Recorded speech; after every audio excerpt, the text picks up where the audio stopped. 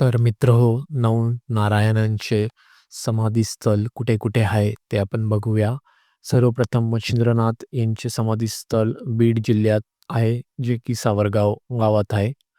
गोरक्षनाथ यांचे असं सांगतात, की गुप्त भ्रमण चालू आहे आणि त्यांची समाधी अवस्था ही मांजूरसुंबा अहमदनगर जिल्ह्यात आहे.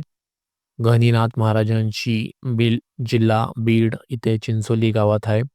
जालिंदरनाथ यांची बीड जिल्ह्यात यावलवाडी येथे आहे. कानिफनाथ महाराज यांची अहमदनगर जिल्ह्यात मढी येथे पाथर्डी येथे आहे. भर्तरीनाथ महाराजांची परभणी जिल्ह्यात हरंगुळ येथे आहे.